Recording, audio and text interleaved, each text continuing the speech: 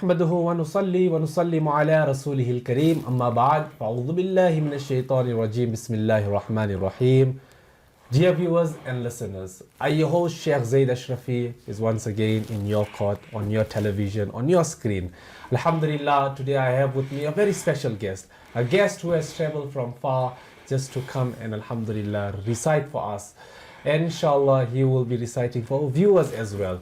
Alhamdulillah, a personality who doesn't need an introduction. But before I introduce a personality to you, please, I request each and every one of you to watch this program from the start till the end. And if you miss any part of it, inshallah, please try and watch it tomorrow at 8 o'clock in the morning, inshallah. And also do me a favor, call all your family members, relatives, and share this program, because inshallah, after watching this program, they will be, inshallah, benefiting a lot from the educational talks and from our guests, inshallah. So please do join us in this program and share this program. Inshallah, without any further delay, a personality who is with me, as I said, doesn't need any introduction. He comes all the way from Durban to Pretoria, alhamdulillah, and he's here with us today in the studio, alhamdulillah. A personality who is loved throughout the country, whether they met him or not. None other than Janab Muhammad Sheikh Haidar. Assalamu alaikum wa rahmatullahi wa barakatuh. Wa alaikum salam wa rahmatullahi wa barakatuh. Mu'azzad Maulana Sahib, Jazakallah for having me here. Alhamdulillah, it's just been an honor and a privilege to be in this beautiful city of Pretoria, Lodium, Johannesburg. Alhamdulillah. And Jazakallah for having me on this beautiful show. Allah bless you and give you barakah, and for all the viewers at home as well. Take it from strength to strength, inshallah. Ameen, ameen, ameen. Alhamdulillah. May Allah subhanahu wa ta'ala reward you as well. Inshallah, we will start the program with the qira'ah, and guest of honor will inshallah recite few verses from the Holy Quran. أعوذ بالله من الشيطان الرجيم بسم الله الرحمن الرحيم والسماء والطارق وما أدراك ما الطارق النجم الثاقب إن كل نفس لما عليها حافظ فلينظر الإنسان مما خلق من ماء دافق يخرج من بين الصلب والترائب إنه على رجعه لقادر يوم تبلى السرائر فما له من قوة ولا ناصر والسماء ذات الرجع والأرض ذات الصدع إنه لقول فصل وما هو بالهزل إنهم يكيدون كيدا وأكيد كيدا فمهل الكافرين أمهلهم رويدا صدق الله العظيم. MashaAllah, MashaAllah. Very beautiful recitation, alhamdulillah. May Allah reward you. And inshallah, one day bless me with the opportunity to read namaz behind you, inshallah. And enjoy that recitation. Inshallah, Sheikh, could you please recite few verses in the praise of the most praised one, or even if you want to recite manqabat, it's all up to you, inshallah. Jazakallah. Sallallahu alayka ya Rasulullah wa sallam alayka ya Habiballah तन मन वारा जिसने देखा चेहरा कमली वाले का हो चेहरा कमली वाले का और ए मौला ऐ मौला एक बार दिखा दे जलवा कमली वाले का हो जलवा कमली वाले का होगी तलब मेरी ये पूरी दूर करेंगे वो दूरी दूर करेंगे وہ دوری کہ انشاءاللہ ہم دیکھیں گے، انشاءاللہ انشاءاللہ انشاءاللہ سب دیکھیں گے روزہ کملی والے کا، ہو روزہ کملی والے کا، اے مولا اے مولا اے مولا ایک بار دکھا دے جلوہ کملی والے کا، اور غوث قطب ابدال قلندر سب ان کے گن گاتے ہیں، سب ان کے گن گاتے ہیں، فرش زمیں پر فرش زمیں پر عرش بری پر چرچا کملی والے کا، ہو چرچا کملی والے کا، تن من وارا جس نے دیکھا چہرہ کملی والے کا، ہو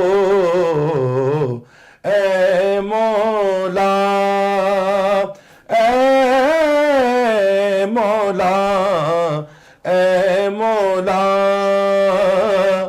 ایک بار دکھا دے جلوہ کملی والے کا.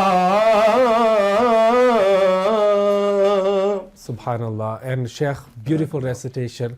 Inshallah, please recite a short mankabat as well, inshallah. انشاءاللہ. اللہم صلی علی سیدنا محمد وعلی آل سیدنا محمد واصحابہ وبارک وسلم وسلم علیہ.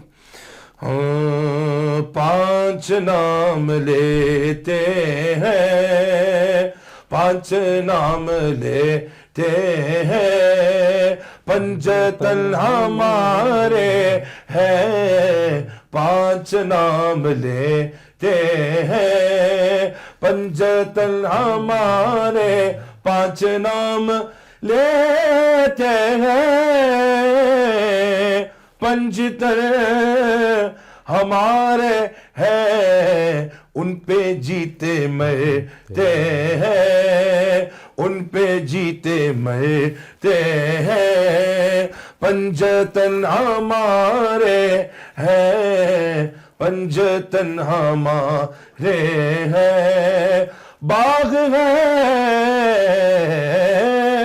باغ ہے محمد کا،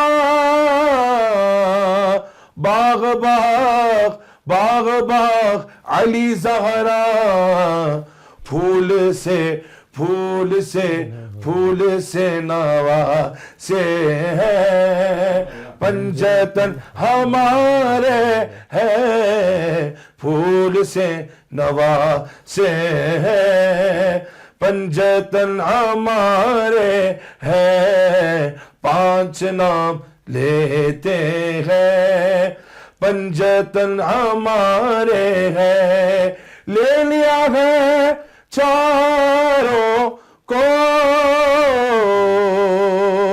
مصطفیٰ نے چادر میں، لے لیا ہے چاروں کو مصطفیٰ نے چادر میں، اہل بیت ایسے ہیں، پنجتن ہمارے ہیں، اہل بیت ایسے ہیں، پنجتن ہمارے ہیں، پانچ نام پانچ نام پانچ نام لیتے ہیں، پنجتن ہمارے ہیں. MashaAllah, beautiful. May Allah subhanahu wa ta'ala reward you and grant you long life with good health, inshallah. Ameen. Indeed, Ameen. I do know, dear viewers, you might be thinking about his size, but believe me, he has more stamina than most of us over here.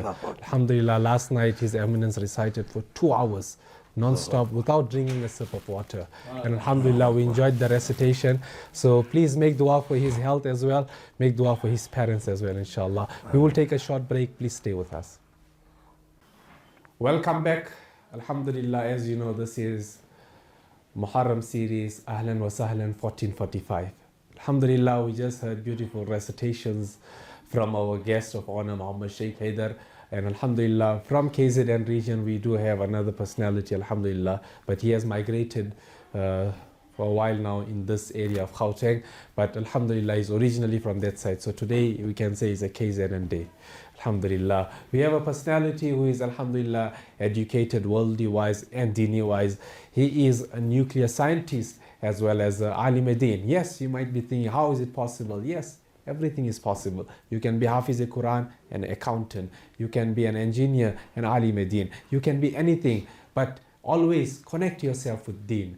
Deen, alhamdulillah, is such a beautiful deen that everything is in the deen. If you study deen, you will find everything. Dear viewers, alhamdulillah, we have with us Hazrat Maulana Ridwanul Qadri, who is, alhamdulillah, the murid of Allama Khushta rahmatullah alayh. Let us welcome him. Assalamu alaikum wa rahmatullahi wa barakatuhu. Wa alaikum assalam. How's your health? Everything is okay? Alhamdulillah. Alhamdulillah. We have you in past as well, alhamdulillah. It's an honor to have you again.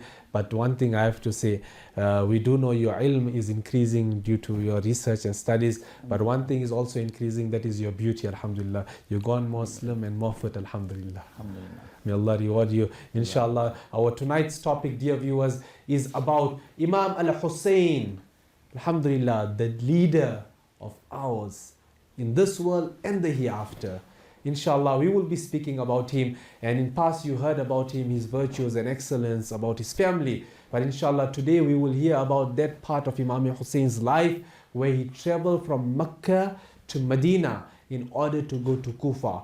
Yes, and thereafter the story and the waqi of Karbala took place. So inshallah, we will listen to that part, the journey, and about the qasids which he sent towards the Kufa, and we will listen about his family, especially about Imam Muslim bin Aqil as well. So please stay with us and listen to this beautiful waqiyas. Jazakallah. Nahmaduhu wa nusalli ala rasulil kareem. Amma ba'd, fa'a'udhu billahi minash shaitanir rajeem. Bismillahir rahmanir rahim. As-salatu was-salamu alayka ya sayyidi ya habibi ya Rasulullah sallallahu ta'ala alayhi wa sallam.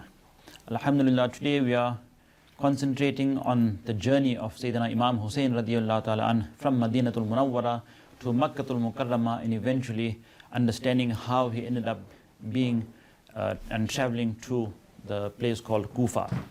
Now we need to first understand that Sayyidina Imam Hussein radiyallahu ta'ala an, from the time he was born, he resided in the city of Madinatul Munawwara, and up until the time of the demise and the passing away of Sayyidina Amir Muawiyah radiyallahu ta'ala an, he resided in Madinatul Munawwara.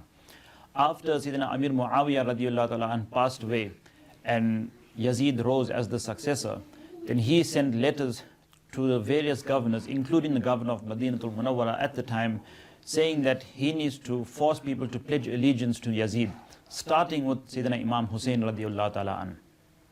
Now Sayyidina Imam Hussein, he could not pledge allegiance to Yazid because of his vile character, because of him going against the Sharia, and therefore it was against the principles of Rasulullah sallallahu ta'ala alayhi wasallam and the principles taught to Sayyidina Imam Hussein radiyallahu ta'ala an, that he pledged allegiance to such a person of such a vile character. Therefore Sayyidina Imam Hussein radiyallahu ta'ala an, in order to prevent strife from taking place in the city of Madinatul Munawwara, he left the city of Madinatul Munawwara and left towards Makkatul Mukarramah, and this took place on the 4th of Shaban in the year 60 Hijri. So this is when he left with a sorrowful heart. He left the city of Madinatul Munawwara, in which he resided his entire life, and he started traveling towards Makkatul Mukarramah. When he reached Makkatul Mukarramah, then a lot of the people from Kufa, they started sending letters to Sayyidina Imam Hussein radiyallahu ta'ala an, asking him to come to Kufa so that they can pledge allegiance in the hands of Sayyidina Imam Hussein radiallahu ta'ala an. And he received hundreds of letters saying to him from the people of Kufa that they will not pledge allegiance to Yazid because he is a tyrant and he's a vile personality, and they are waiting for a Muslim leader, for an Imam in whose hands they could pledge allegiance. And they felt that Hazrat Imam Hussein radiallahu ta'ala an, he was that personality who could fulfill this role of being the Imam, and therefore they invited him to come to Kufa so that they could pledge allegiance in his hands.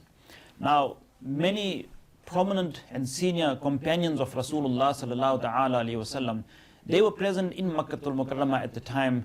Personalities like Hazrat Sayyidina Ibn Abbas radiallahu ta'ala an, Hazrat Sayyidina Ibn Umar radiallahu ta'ala an, Hazrat Jabir radiallahu ta'ala an, and many other senior companions of Rasulullah sallallahu ta'ala alayhi wasallam, they advised Sayyidina Imam Hussein radiallahu ta'ala an that the people of Kufa, they are unreliable, they are not trustworthy. And they mentioned that these are the same people that betrayed Sayyidina Mawla Ali radiallahu ta'ala an. These are the same people that betrayed Sayyidina Imam Hassan radiallahu ta'ala an. So how could Sayyidina Imam Hussein radiallahu ta'ala an trust such people and travel towards Kufa based on the letters that they had sent, where they promised to pledge allegiance when we know that they are not trustworthy? Therefore, this was the advice that the companions of Huzur alayhi salam gave to Sayyidina Imam Hussein radiallahu ta'ala an. Now, as much as Sayyidina Imam Hussein respected the advice of these companions, and as much as he had great respect and honor for the Sahaba Ikram, this was on the one hand the dilemma that he had, and on the other hand, he had an obligation to actually find out what the truth is and what is the sincerity with which these people of Kufa are inviting him.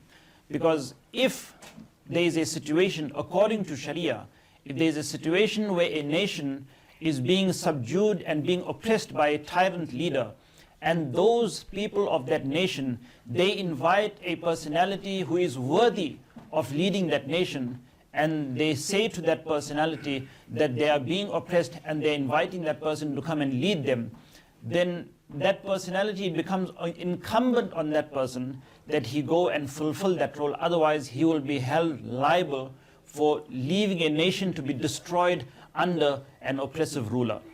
Therefore, on one side, Sayyidina Imam Hussein radiallahu ta'ala, he had great respect for the advices of the blessed companions of Rasulullah sallallahu ta'ala alayhi wasallam. But on the other hand, he had no valid Shari'i reason through which he could say that he could not go to Kufa.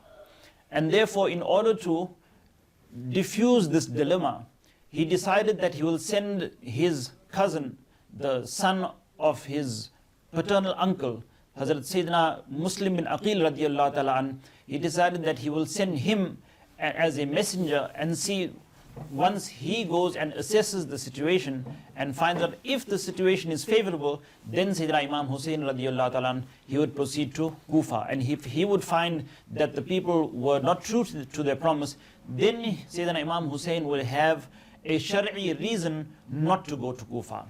And the Sahaba Ikram, they became pleased with this suggestion and with this plan, because all of them knew that Rasulullah sallallahu ta'ala alayhi wasallam had already foretold about the shahadat and the martyrdom of Sayyidina Imam Hussein radiallahu ta'ala an. Therefore, when they started to hear about him traveling towards Kufa, then their hearts started to tremble, because they felt that this is that time that is approaching now when Sayyidina Imam Hussein radiallahu ta'ala an is about to be martyred. This is why they tried their utmost best to convince him not to go towards Kufa. But this situation, this plan that Sayyidina Imam Hussein radiallahu ta'ala an came up with, this pleased them, and they felt that at least before he leaves towards Kufa, that Sayyidina Imam Muslim bin Aqil radiallahu ta'ala an, he can go and assess the situation, and then they would have a better understanding of whether the people of Kufa now are trustworthy or not, and whether they will be true to their promise. Allahu Akbar, beautiful, beautiful. So, Hazrat, was it first time that Imam Hussein traveled from Mecca to Medina, or he traveled before in order to perform Hajj? He traveled many times before to perform Hajj to Makkatul Mukarramah, but this was the first time that he was leaving Madinatul Munawwara permanently, because he knew that because of the situation he will not be able to come back to Madinatul Munawwara. Allahu Akbar, Allahu Akbar. Yes, dear viewers, alhamdulillah, we just heard from His Eminence. We learn a lot from the waqiyat and from the life of Imam Hussein radiallahu ta'ala, see, to save the Sharia of Rasulullah sallallahu alaihi wasallam, he sacrificed his birthplace. He sacrificed the place which was most loved to him. Who doesn't love Rasulullah sallallahu alaihi wasallam? If you and I get the opportunity to stay in the city of Medina, and even according to the research of the science, the most purest place to live and cleanest place to live is Medina. So who wants to leave that city? Everyone is tired with the things which are happening around us. And who wants to leave that city from the comforts? But look at Imam Hussein. He left his comfort just to save the Sharia of Rasulullah sallallahu alaihi wasallam. Inshallah, stay with us, and inshallah we will continue after the break. Welcome back, inshallah. His Eminence will continue from here. So we were talking about the time when Sayyidina Imam Hussein radiallahu ta'ala sent Sayyidina Muslim bin Aqil radiallahu ta'ala to Kufa to see and to assess the situation. And one thing we learned from this incident, before we move forward in terms of what happened, is how important Sayyidina Imam Hussein radiallahu ta'ala held the Sharia, and how he took cognizance of this in terms of everything else comes second and the Sharia of Rasulullah sallallahu ta'ala alayhi wasallam comes first. And this is what we need to inculcate in our lives when it comes to the Sharia of Rasulullah sallallahu ta'ala alayhi wasallam and being obedient to Allah and His Rasul sallallahu ta'ala alayhi wasallam. So Sayyidina Imam Muslim bin Aqil radiallahu ta'ala, when he went to Kufa and he assessed the situation, within a week of him being there, 1,000 people pledged allegiance to him, and actually pledged allegiance to Sayyidina Imam Hussein radiallahu ta'ala in the hands of Sayyidina Muslim bin Aqil radiallahu anhu. And within that week, when he saw this happening, and when he saw the support coming from the people, and when he saw that they were true to their promise of supporting Sayyidina Imam Hussein and pledging allegiance in his hands, then he wrote a letter back to Sayyidina Imam Hussein radiallahu ta'ala in Makkah al-Mukarramah, asking him and requesting him that at his earliest convenience he should proceed to travel to Kufa, because he found the situation to be favorable, and the people of Kufa, they are true to their promise, and they are awaiting the arrival of Sayyidina Imam Hussein radiallahu anh, so that they can pledge allegiance in his hands. So this is how destiny dragged Sayyidina Imam Hussein radiallahu anh slowly towards the city of Kufa, because it was in his destiny that he was going to be martyred in the plains of Karbala. And this is how this whole situation unfolded, that even though these people were going to later on, after this letter, they were going to show their true colors, but at this point in time, Sayyidina Muslim bin Aqil radiallahu ta'ala an, he could not see that at that time. All they displayed was their sincerity, or their fake sincerity. And through this, he wrote this letter, and through this, Sayyidina Imam Hussein radiallahu ta'ala then decided that he is going to leave for Kufa. And even at this point, the Sahaba Ikram, they tried to convince Sayyidina Imam Hussein of not leaving for Kufa, because their hearts were trembling that this is that time that is now approaching in which he is going to get martyred. But again, this was that time, now that he did not have any valid Shari'i reason, because the people were proving to be sincere, he did not have any reason that he could not leave for Kufa, and therefore he had to travel towards Kufa. And this is how on the 3rd of Dhul Hijjah he left to travel towards Kufa. Now this is on one side, Sayyidina Imam Hussein radiallahu ta'ala, he is now already proceeding on his journey towards Kufa. And on the other hand, in the city of Kufa, the situation actually started to change. And this is because the news started to spread of Sayyidina Muslim bin Aqil radiallahu ta'ala within the city, and how people are starting to pledge allegiance to Sayyidina Imam Hussein in his hands. And at that time, the governor of Kufa was Sayyidina Nu'man bin Bashir. He was actually a Sahabi of Rasulullah sallallahu ta'ala alayhi wasallam. And he was very soft-hearted towards the Ahl Bayt.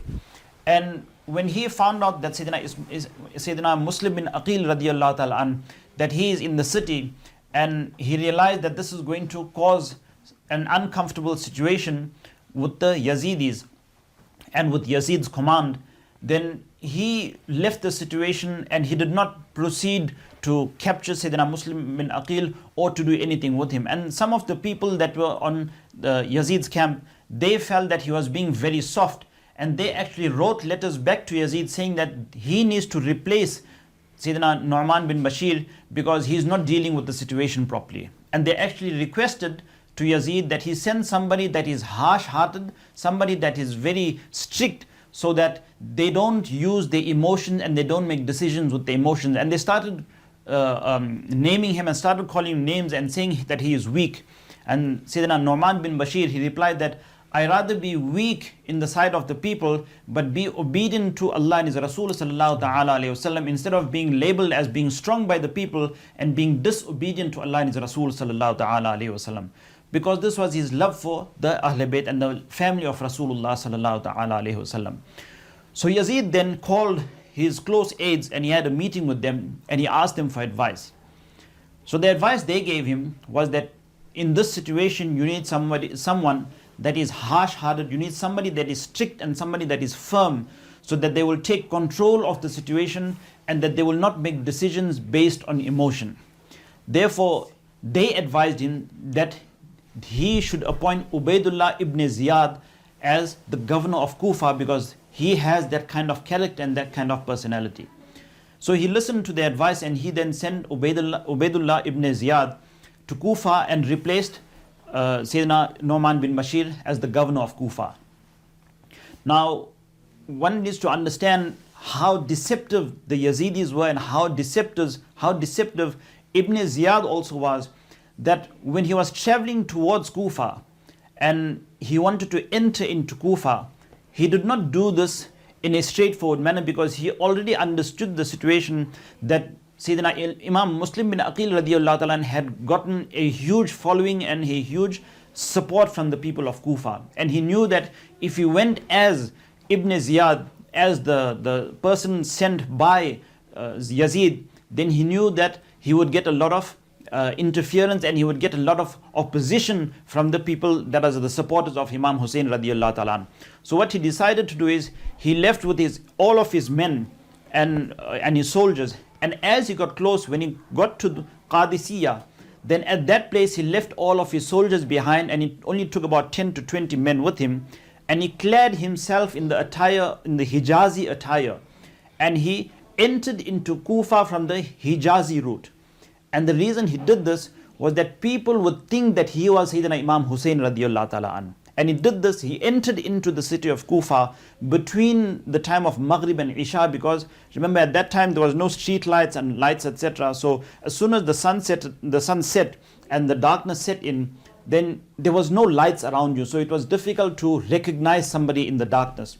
So he deliberately entered into Kufa from the Hijazi route, wearing Hijazi attire, and entered at a time when it was dark, so that people could not fully recognize him. Now when the people of Kufa, when they saw, and the supporters of Sayyidina Muslim bin Aqil radiyallahu ta'ala an, when they saw this personality coming from the Hijazi route wearing Hijazi attire, they thought that this was Sayyidina Imam Hussein radiyallahu ta'ala, and they became very happy, they became very pleased, and they started to chant, "Welcome, O son of Rasulullah sallallahu ta'ala wasallam, welcome, O son of Rasulullah sallallahu ta'ala wasallam."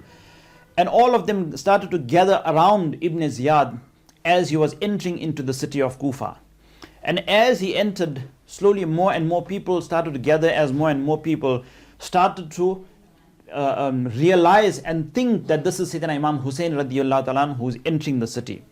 And as he entered the city, and eventually when it came to a point where he was surrounded by so many people where he could not proceed any further, then he started to talk, and then he revealed his reality and showed them that he was actually Ibn Ziyad and not Sayyidina Imam Hussein radiyallahu ta'ala an. And this is when he captured all of the leaders of the various tribes, and he captured them and he held them in captivity and he imprisoned them, and he warned all of the people that if they were going to support Sayyidina Imam Hussein radiyallahu ta'ala an, then those people will be killed, their children will be tortured, their wealth will be taken away from them, their properties would be seized, and even all of their leaders, all of them will be tortured and they will be killed. So in this manner, Ibn Ziyad then, he instilled fear in the hearts of the people, and slowly the people, they started to turn away from Sayyidina Imam Muslim bin Aqil radiyallahu ta'ala an. And there came a point where Sayyidina Imam Muslim bin Aqil, he went into captivity, he went into exile, and he started to stay away. And when he realized that Ibn Ziyad had entered into the city, and this is the situation, this is the fear that he's instilling in the hearts of the people. Then he went and he sought refuge in a certain person's house. And as he was staying there, then he started to understand the situation that Ibn Ziyad is creating in the city, and that there was a command of Sayyidina Imam Muslim bin Aqil being captured. And therefore, he started to make a plan of what is the next step that he is going to take. Allahu Akbar, Allahu Akbar. It's very sad how people deceive the Ummah, even in today's time. People are trying to deceive our own Muslims, our own people around. Ya ayyuhan nas, this is a very bad habit. May Allah subhanahu wa ta'ala save us. Inshallah, we will hear much more what happened after that, inshallah, after a short break. Welcome back. Inshallah, we will continue from here with His Eminence. So, we discussed before the break that Ibn Ziyad had sent out the notice and threats and also the command that Sayyidina Muslim bin Aqil radiallahu ta'ala should be captured.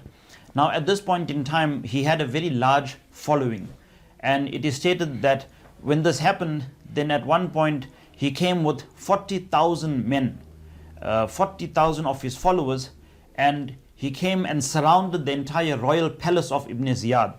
And his intention was not to create a war, his intention was not to create bloodshed, but rather his intention was to have a discussion and come to a peaceful resolution with Ibn Ziyad, even though he understood that the Yazidis and Yazid himself and his men were untrustworthy, even though he knew that they were unfaithful to the Prophet ﷺ, but he did not want to cause bloodshed with other Muslims. Therefore, he tried to have a discussion. If he wanted at that time, with the amount of people that he had, the 40,000 men that he had, he could have attacked the entire fort, the entire palace, and he could have captured Ibn Ziyad, but he did not want to do this. He wanted to come to a peaceful resolution. And because Ibn Ziyad saw this and he tried to exploit this, so what Ibn Ziyad did was, all of those leaders that he had captured of all of the various tribes, he sent them onto the roof of the fort, and he told them to convince their people of what is going to happen if they continue to support Sayyidina Muslim bin Aqil radiallahu ta'ala. So they then, all of these leaders that were captured, they came onto the rooftop and they spoke to the people that were standing, those 40,000 people that were standing with Sayyidina Muslim bin Aqil. They spoke to them and mentioned to them that if you continue to support Sayyidina Muslim bin Aqil and Sayyidina Imam Hussein radiallahu ta'ala, then all of us as your leaders, we will be tortured and we will be killed. Also, your own children will be killed. You will be captured, you will be oppressed, and you will be tortured. And all of your wealth will be captured, all of your homes, your properties will be seized. And therefore, it is important for you to leave the side of Sayyidina Muslim bin Aqil radiallahu ta'ala.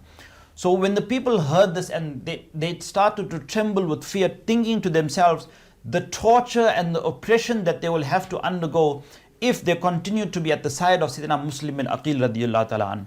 And slowly, all of these people started to disperse, and this entire crowd started to disperse.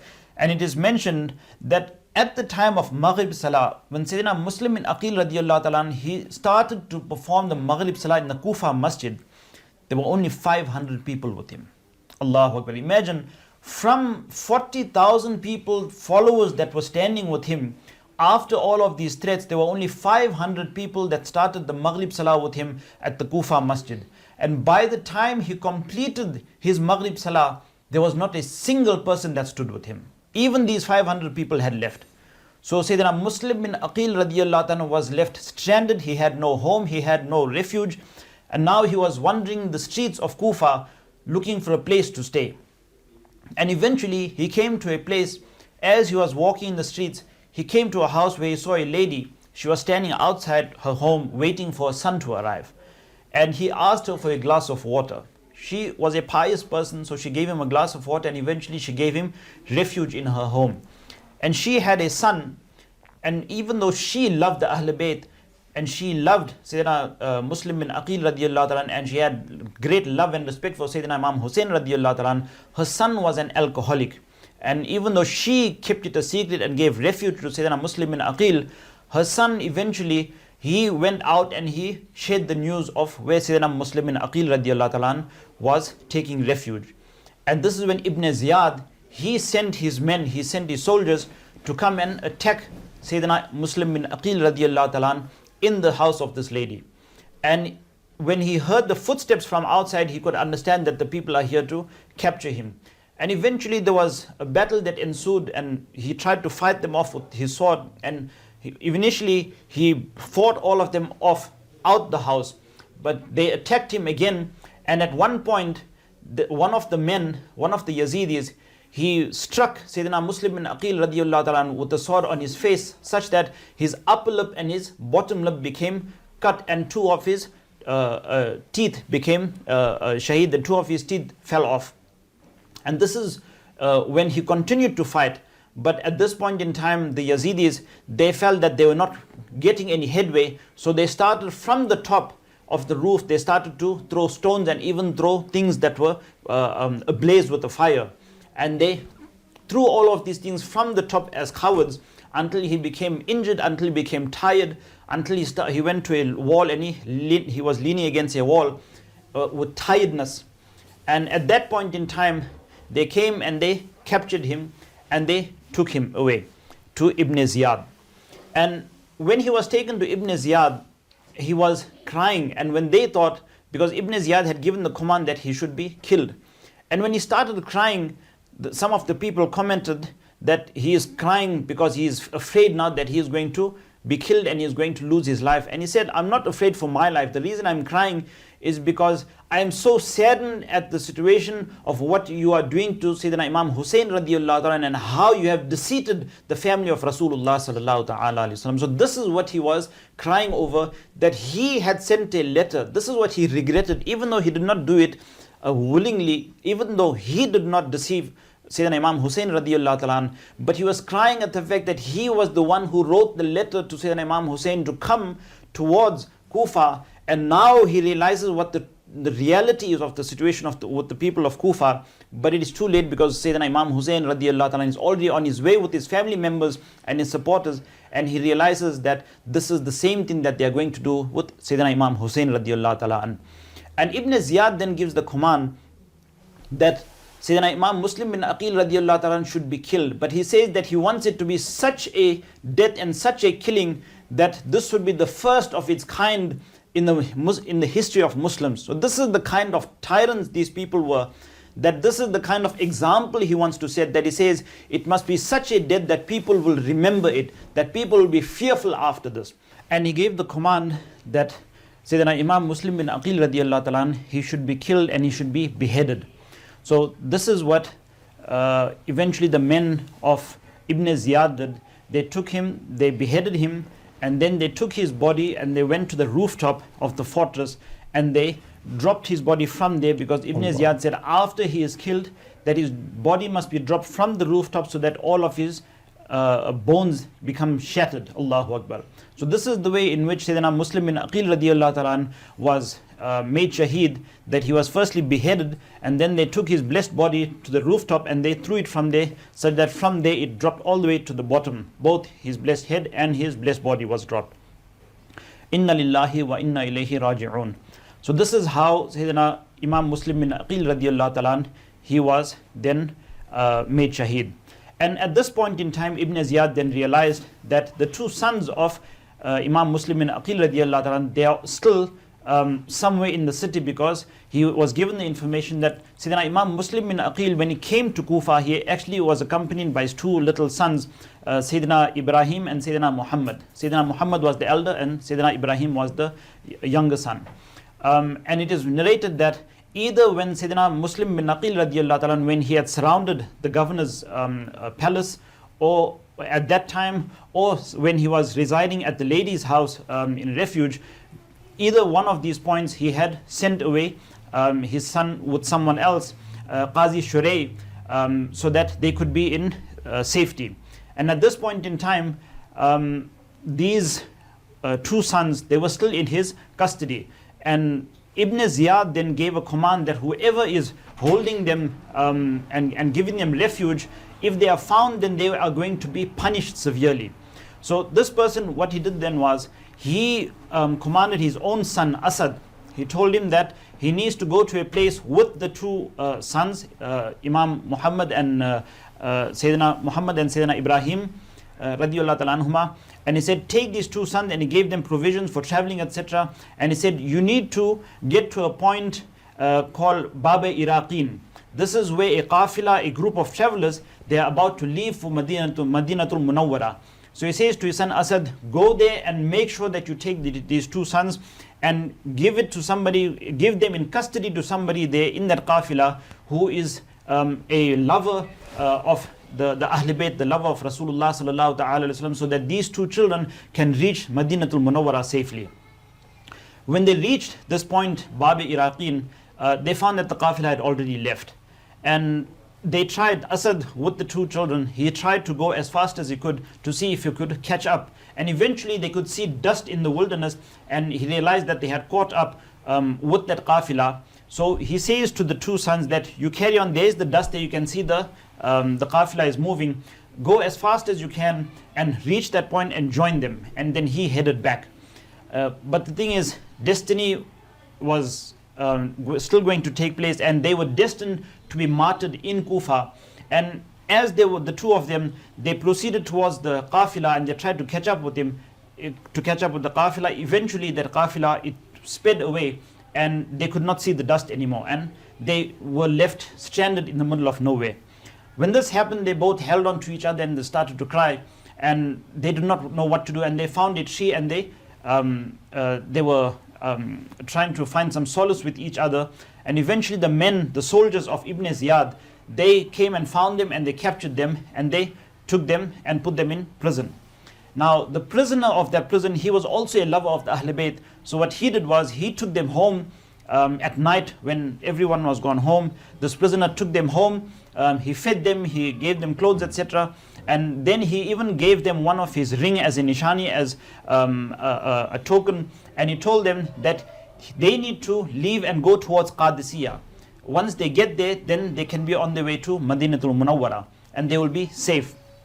So he said, if once they get to Qadisiyah, his brother, he is there as a police chief, and they should show him the ring so that they would know exactly he was the one that sent them, and he will then make the provisions for them to reach Madinatul Munawwara. So he gave them the direction in which they need to live, and then they had left. When they had left, again, this was destiny that they could not leave to go to Madinatul Munawwara. The entire night they journeyed, but somehow they got lost. And when morning came, they realized that they were still in the same spot that they had started off at night. Allahu Akbar. So the entire night, the two of them, they journeyed, and yet they had not gone anywhere out of where they had started off. And eventually they started to cry, and there was a lady that saw them. She was a lover of the Ahl Bayt.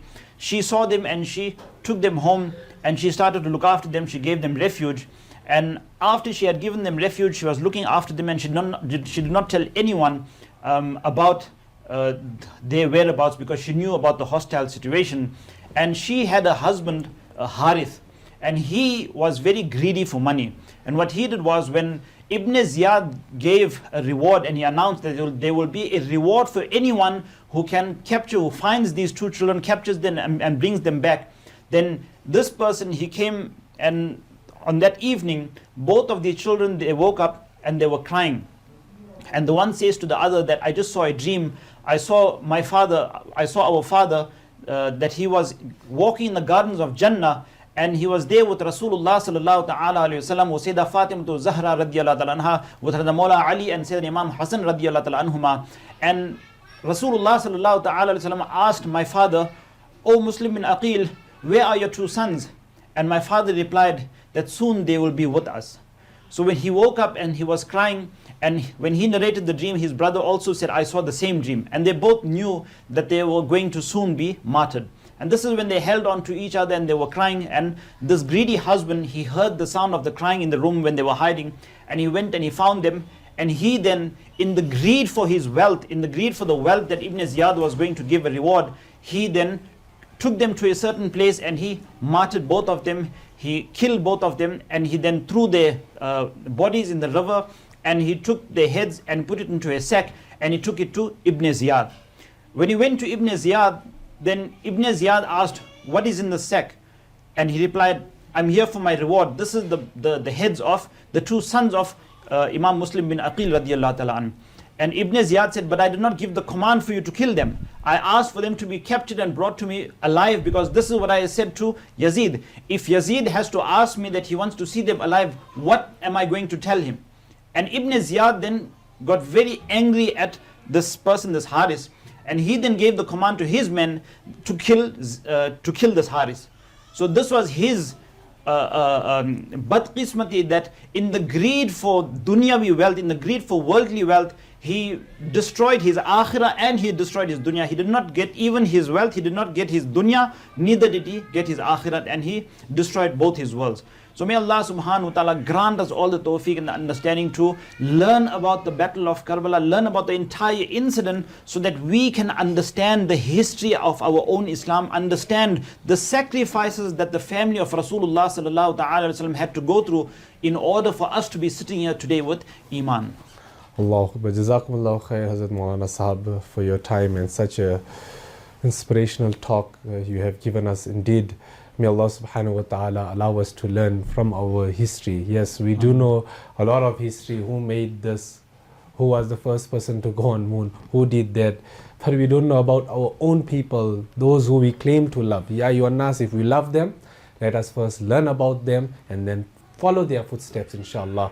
May Allah subhanahu wa ta'ala reward each and every one of you. Alhamdulillah, I would like to thank His Eminence, Brother Ibrahim, for allowing us to host this program in his house. May Allah subhanahu wa ta'ala grant his mother Shifa and his wife Shifa Kamila. Do remember them in your dua. Likewise, do remember one of my colleague in your dua, family member Sahil. He is a 19-year-old boy who's suffering from cancer. Please do remember him in your dua. May Allah grant him Shifa Kamila. Inshallah, I would like to ask you a few questions from this topic which we discussed today. On which date did Imam Hussein radiallahu ta'ala anhu leave Madinatul Munawwara and travel to Makkah? There is a date which Hazrat mentioned earlier on. Inshallah, please do mention that. And second question is, what are the names of two sons of Imam Muslim bin Aqil?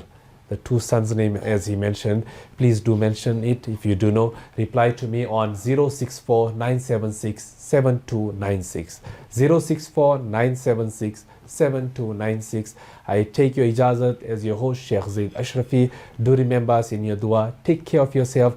Do join us for 9th and 10th of Muharram. We do have a special guest, and inshallah, you will tell us much more about what happened after that, and inshallah about Ashura as well. Take care of yourself. See you tomorrow.